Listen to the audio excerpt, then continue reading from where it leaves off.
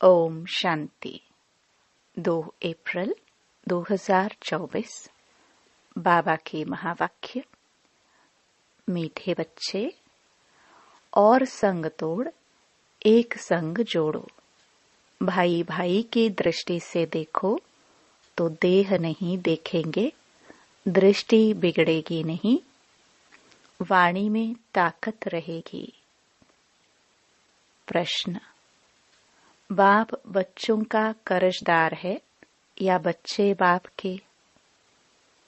उत्तर: तुम बच्चे तो अधिकारी हो, बाप तुम्हारा कर्जदार है। तुम बच्चे दान देते हो तो तुम्हें 1 का 100 गुना बाप को देना पड़ता है। ईश्वर अर्थ तुम जो देते हो दूसरे जन्म में उसका रिटर्न मिलता है। तुम चावल मुट्ठी देकर विश्व का मालिक बनते तो तुम्हें कितना फ्राक दिल होना चाहिए। मैंने बाबा को दिया, यह ख्याल भी कभी नहीं आना चाहिए। ओम शांति। म्यूजियम प्रदर्शनी में समझाना है कि यह है पुरुषोत्तम संगम युग।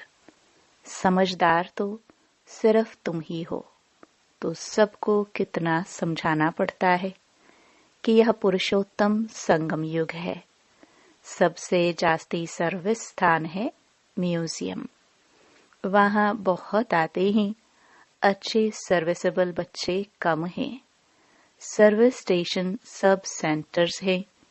दिल्ली में लिखा है स्पिरिचुअल म्यूजियम। इसका भी ठीक अर्थ नहीं निकलता है। बहुत लोग प्रश्न पूछते हैं, तुम भारत की क्या सेवा कर रहे हो? भगवानुवाच है ना, यह है फॉरेस्ट। तुम इस समय संगम पर हो, न हो फॉरेस्ट के न हो गार्डन के। अब गार्डन में जाने का पुरुषार्थ कर रहे हो। तुम इस रावण राज्य को राम राज्य बना रहे हो। तुमसे प्रश्न पूछते हैं, इतना खर्चा कहाँ से आया? बोलो, हम बीके ही करते हैं। राम राज्य की स्थापना हो रही है। तुम थोड़ा रोज आकर समझो कि हम क्या कर रहे हैं, हमारी एम ऑब्जेक्ट क्या है। वो लोग सॉवर्निटी को मानते नहीं, इसलिए राजाओं की राजाई खत्म कर दी है। इस समय वो भी तमो प्रधान बन पड़े हैं, इसलिए अच्छे नहीं लगते। उन्हों का भी ड्रामानुसार दोष नहीं। जो कुछ ड्रामा में होता है वह हम पाठ बजाते हैं। कल्प कल्प बाप द्वारा स्थापना का यह पाठ चलता है। खर्चा भी तुम बच्चे ही करते हो अपने लिए। श्रीमत पर अपना खर्चा कर अपने लिए सतयुगी राजधानी बना रहे हो, और किसको पता भी नहीं है। तुम्हारा नाम मशहूर है, अननोन वॉरियर्स। वास्तव में उस सेना में अननोन वॉरियर्स कोई होते नहीं हैं। सिपाही लोगों का रजिस्टर रहता है। ऐसा हो न सके जिसका नाम नंबर रजिस्टर में न हो। वास्तव में अननोन वॉरियर्स तुम हो। तुम्हारा कोई रजिस्टर में नाम नहीं। तुमको कोई हथियार पवार नहीं। इसमें जिस्मानी हिंसा तो है नहीं। योग बल से तुम विश्व पर जीत पाते हो। ईश्वर सर्वशक्तिमान है ना, याद से तुम शक्ति ले रहे हो। सतो प्रधान बनने के लिए तुम बाप से योग लगा रहे हो। तुम सतो प्रधान बने तो राज्य भी सतो प्रधान चाहिए। सो तुम श्रीमत पर स्थापन करते हो। इनकॉग्निटो उनको कहा जाता है जो है परंतु देखने में न आए। तुम शिव बाबा को भी इन आंखों से देख नहीं सकते। तुम भी गुप्त तो शक्ति भी तुम गुप्त ले रहे हो। तुम समझते हो हम पतित से पावन बन रहे हैं, और पावन में ही शक्ति होती है। तुम सतयुग में सब पावन होंगे, उनके ही 84 जन्मों की कहानी बाप बतलाते हैं। तुम बाप से शक्ति ले, पवित्र बन, फिर पवित्र दुनिया में राज्य भाग्य करेंगे। बाहुबल से कभी कोई विश्व पर जीत पा न सके। यह है योग बल की बात। वो लड़ते हैं, राज्य तुम्हारे हाथ में आना है। बाप सर्वशक्तिमान है, तो उनसे शक्ति मिलनी चाहिए। तुम बाप को और रचना के आदि मध्य अंत को भी जानते हो। तुम जानते हो हम ही स्वदर्शन चक्रधारी है। यह सबको स्मृति नहीं रहती है। तुम बच्चों को स्मृति रहनी चाहिए, क्योंकि तुम बच्चों को ही यह नॉलेज मिलती है। बाहर वाले तो कोई समझ ना सके, इसलिए सभा में बिठाया नहीं जाता। पतित पावन बाप को सब बुलाते हैं, परंतु अपने को पतित कोई समझते नहीं है। ऐसे ही गाते रहते हैं, पतित पावन सीताराम। तुम सब हो ब्राइड्स, बाप है ब्राइड ग्रूम। वो आते ही हैं सर्व की सदगति करने। तुम बच्चों को श्रृंगार कराते हैं। तुमको डबल इंजन मिली है। रोल्स रॉयल्स में इंजन बहुत अच्छी होती है।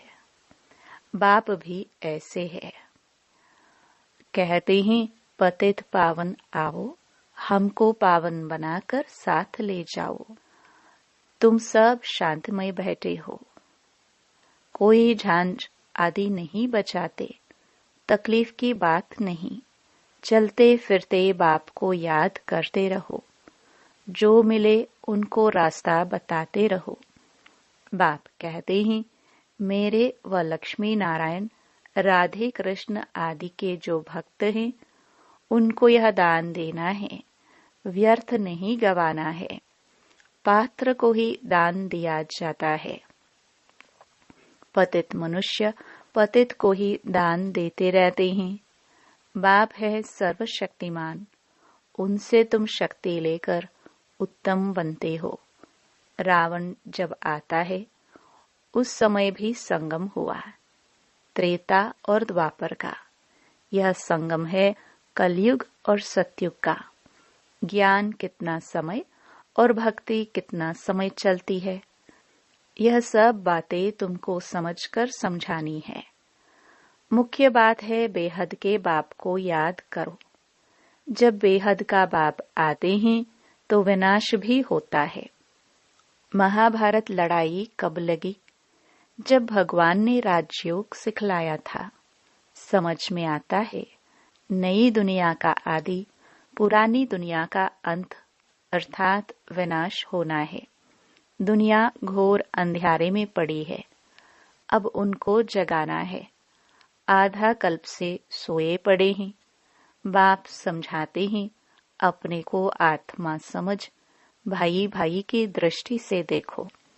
तो तुम जब किसको ज्ञान देंगे तो तुम्हारी वाणी में ताकत आएगी। आत्मा ही पावन और पतित बनती है। आत्मा पावन बने तब शरीर भी पावन मिले। अभी तो मिल न सके। पावन सभी को बनना है, कोई योग बल से, कोई सजाओं से। मेहनत है याद के यात्रा की। बाबा प्रैक्टिस भी कराते रहते हैं। कहाँ भी जाओ तो बाबा की याद में जाओ। जैसे पादरी लोग शांति में क्राइस्ट की याद में जाते हैं और क्राइस्ट को याद करते हैं। भारतवासी तो अनेकों को याद करते हैं। बाप कहते हैं एक के सिवाय और किसी को याद न करो। बेहद के बाप से हम मुक्ति और जीवन मुक्ति के हकदार बनते हैं। सेकंड में जीवन मुक्ति मिलती है। सतयुग में सब जीवन मुक्ति में थे, कलयुग में सब जीवन बंध में हैं। यह किसको भी पता नहीं है। यह सब बातें बाप बच्चों को समझाते हैं। बच्चे फिर बाप का शो करते हैं, सब तरफ चक्कर लगाते हैं। तुम्हारा फर्ज है मनुष्य मात्र को यह पैगाम देना कि यह पुरुषोत्तम संगम युग है। बेहद का बाप बेहद का वर्षा देने आया है। बाप कहते हैं मामेकम याद करो तो विकर्म विनाश होंगे, पाप कट जाएंगे। यह है सच्ची गीता जो बाप सिखलाते हैं। मनुष्य मत से गिरे हो, भगवान की मत से तुम वर्षा ले रहे हो। मूल बात है उठते बैठते चलते फिरते बाबा को याद करते रहो और परिचय देते रहो। बैच तो तुम्हारे पास है, फ्री देने में हर्जा नहीं है, परंतु पात्र देखकर। बाप बच्चों को उल्हाना देते हैं कि तुम लौकिक बाप को याद करते हो और मुझ पार लौकिक बाप को भूल जाते हो। लज्जा नहीं आती? तुम ही पवित्र प्रवृत्ति मार्ग के गृहस्थ व्यवहार में थे, फिर अब बनना है। तुम हो भगवान के सौदागर। अपने अंदर देखो, बुद्धि कहाँ भटकती तो नहीं है। बाप को कितना समय याद किया। बाप कहते हैं और संग तोड़ एक संग जोड़ो। भूल नहीं करनी है, यह भी समझाया है।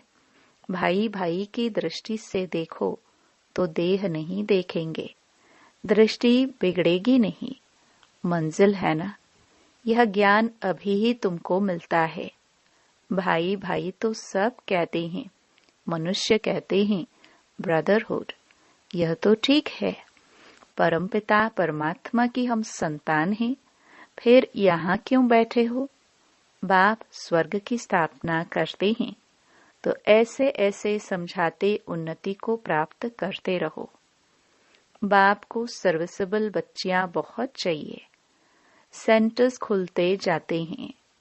बच्चों को शौक है, समझते हैं बहुतों का कल्याण होगा, परंतु टीचर संभालने वाले भी अच्छी महारथी चाहिए।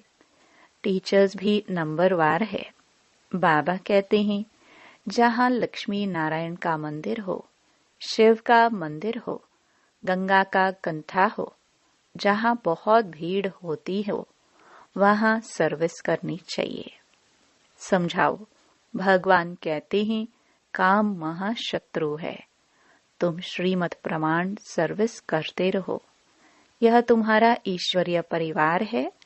यहाँ 7 रोज भट्ठी में आकर परिवार के साथ रहते हो। तुम बच्चों को बहुत खुशी होनी चाहिए। बेहद का बाप जिससे तुम पद्मा पदम भाग्यशाली बनते हो, दुनिया जानती नहीं कि भगवान भी पढ़ा सकते हैं। यहाँ तुम पढ़ते हो तो तुमको कितनी खुशी होनी चाहिए। हम ऊंचते ऊंच जाने के लिए पढ़ रहे हैं। कितना फ्राक दिल होना चाहिए। बाप के ऊपर तुम कर्ज चढ़ाते हो।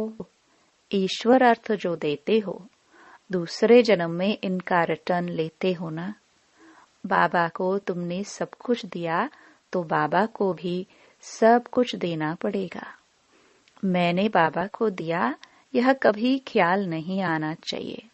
बहुतों के अंदर चलता है, हमने इतना दिया, हमारी खातरी क्यों नहीं हुई।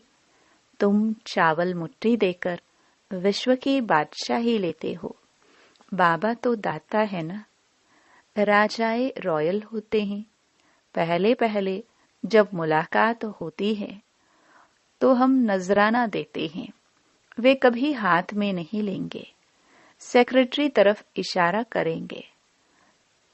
तो शिव बाबा जो दाता है वह कैसे लेंगे? यह बेहद का बाप है ना। इनके आगे तुम नजराना रखते हो, परंतु बाबा तो रिटर्न में 100 गुना देंगे। तो मैंने दिया, यह ख्याल कभी नहीं आना चाहिए। हमेशा समझो हम तो लेते हैं। वहां तुम पदम पति बनेंगे। तुम प्रैक्टिकल में पद्मा पदम भाग्यशाली बनते हो। बहुत बच्चे फ्राक दिल भी हैं, तो कई मनहूस कंजूस भी हैं। समझते ही नहीं है कि पद्मा पदम पति हम बनते हैं। हम बहुत सुखी बनते हैं। जब परमात्मा बाप गैर हाजिरी है तो इनडायरेक्ट अल्पकाल के लिए फल देते हैं। जब हाजिर हैं तो 21 जन्म के लिए देते हैं। यह गाया हुआ है शिव बाबा का भंडारा भरपूर। देखो, ढेर बच्चे हैं, किसको भी यह मालूम नहीं है कि कौन क्या देते हैं। बाप जाने और बाप की गोत्री ब्रह्मा जाने, जिसमें बाप रहते हैं, बिल्कुल साधारण। इस कारण बच्चे यहाँ से बाहर निकलते हैं तो वह नशा गुम हो जाता है। ज्ञान योग नहीं तो खिटखिट चलती रहती है। अच्छे अच्छे बच्चों को भी माया हरा देती है, माया बेमुख कर देती है। शिव बाबा जिसके पास तुम आते हो उनको तुम याद नहीं कर सकते हो। अंदर अथाह खुशी होनी चाहिए। वह दिन आया आज जिसके लिए कहते थे आप आएंगे तो हम आपके बनेंगे। भगवान आकर एडॉप्ट करते हैं तो कितना खुश नसीब कहेंगे, कितना खुशी में रहना चाहिए। परंतु माया खुशी गवा देती है। अच्छा, मीठे मीठे सिखिलदे बच्चों प्रति माता पिता बाप दादा का याद प्यार और गुड मॉर्निंग। रूहानी बाप की रूहानी बच्चों को नमस्ते। धारणा के लिए मुख्य सार। पहला, भगवान ने हमें एडॉप्ट किया है, वही हमें टीचर बनकर पढ़ा रहे हैं। अपने पद्मा पदम भाग्य का सिमरण कर खुशी में रहना है। दूसरा, हम आत्मा भाई भाई हैं। यह दृष्टि पक्की करनी है, देह को नहीं देखना है। भगवान से सौदा करने के बाद फिर बुद्धि को भटकाना नहीं है। वरदान। इस अलौकिक जीवन में संबंध की शक्ति से अविनाशी स्नेह और सहयोग प्राप्त करने वाली श्रेष्ठ आत्मा भव। इस अलौकिक जीवन में संबंध की शक्ति आप बच्चों को डबल रूप में प्राप्त है। एक बाप द्वारा सर्व संबंध, दूसरा दैवी परिवार द्वारा संबंध। इस संबंध से सदा निस्वार्थ स्नेह, अविनाशी स्नेह और सहयोग सदा प्राप्त होता रहता है। तो आपके पास संबंध की भी शक्ति है। ऐसी श्रेष्ठ अलौकिक जीवन वाली शक्ति संपन्न वरदानी आत्माएं हो, इसलिए अर्जी करने वाले नहीं, सदा राजी रहने वाले बनो। स्लोगन। कोई भी प्लान विदेही साक्षी बन सोचो और सेकंड में प्लेन स्थिति बनाते चलो। ओम शांति।